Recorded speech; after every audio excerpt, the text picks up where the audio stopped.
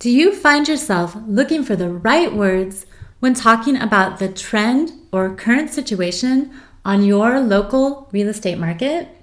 Would you like to be able to speak fluently and professionally about the ups and downs of market activity? In this video, I'll show you how to do just that.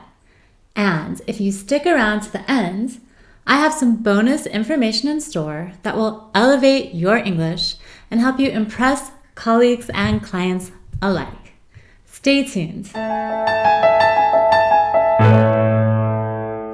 Welcome to Real Estate English Academy, the place for real estate professionals to boost their English.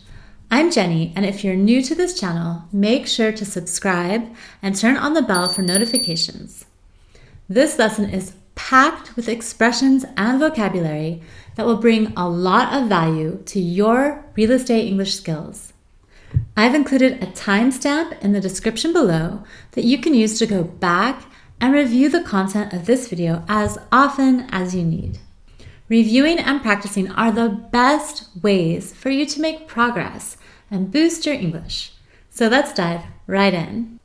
Let's start out by looking at the main drivers of market activity: supply and demand.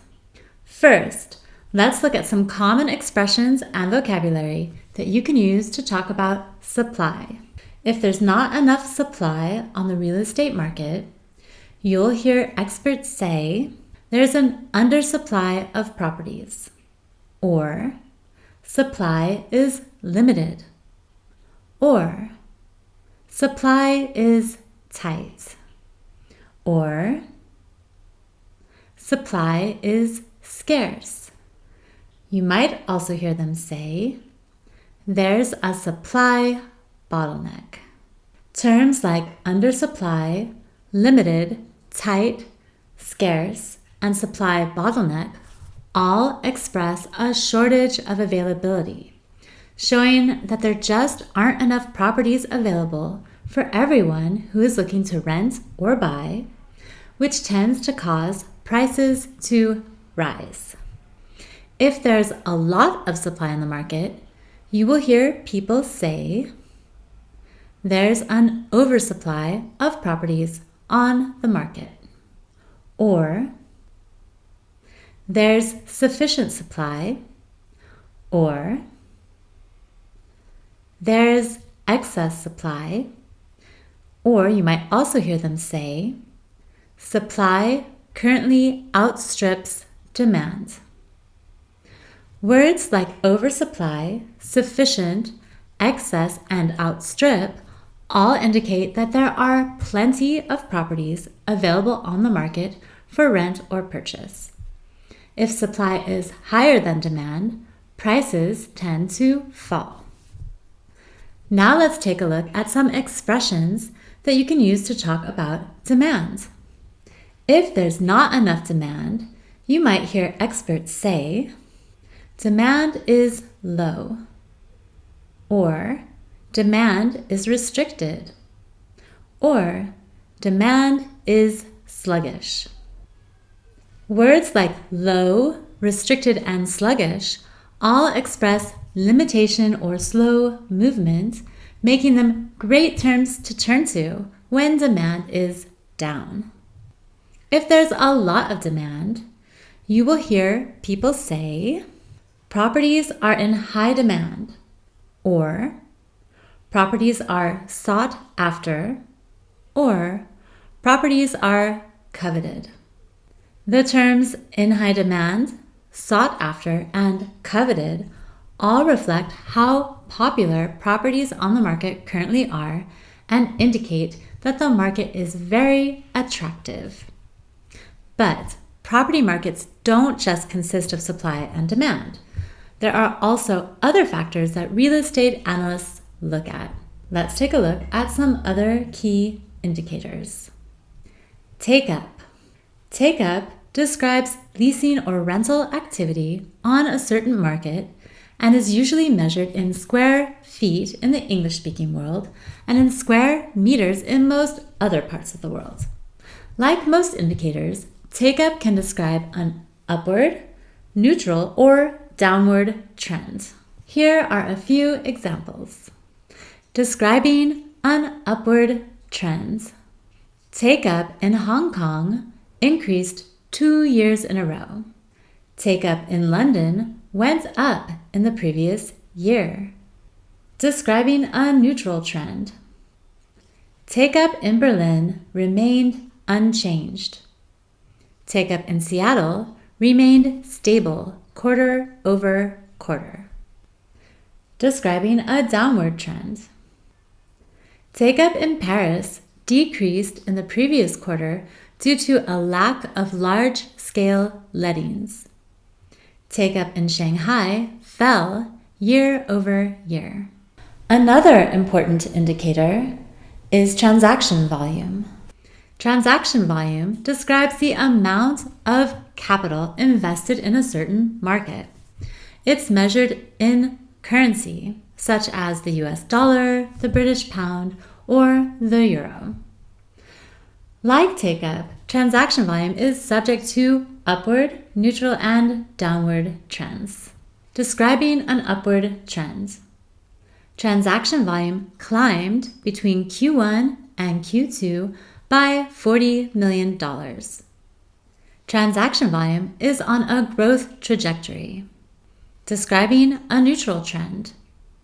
Transaction volume is expected to be in line with the long-term average. Transaction volume is forecast to match previous year results. Describing a downward trend. Transaction volume declined in Q4 by $40 million. Transaction volume has taken a hit throughout Europe.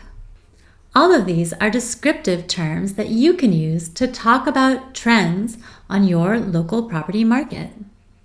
If you have a meeting, trade fair, or event coming up, you might want to pause this video and write some of these terms down. Read over them often and practice using them before the big day. Let's move on to vacancy. Vacancy describes the total amount of space that is not occupied in a given period of time. Vacancy can be used to describe space that is currently not occupied in a building and, on a larger scale, like in our case, on a real estate market. The vacancy rate is measured as a percentage, describing an upward trend. The vacancy rate rose in Q4.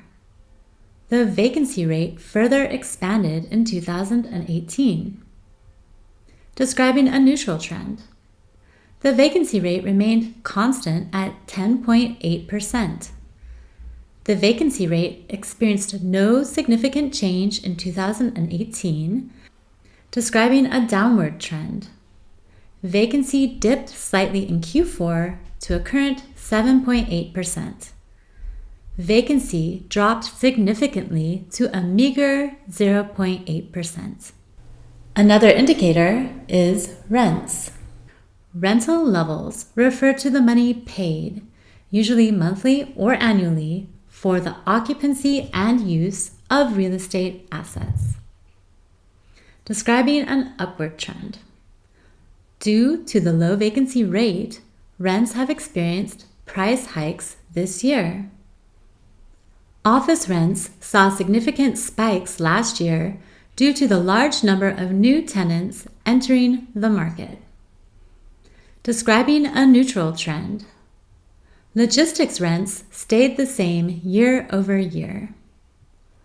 Office rent trends have remained flat in the past couple of years due to fierce competition from e-commerce.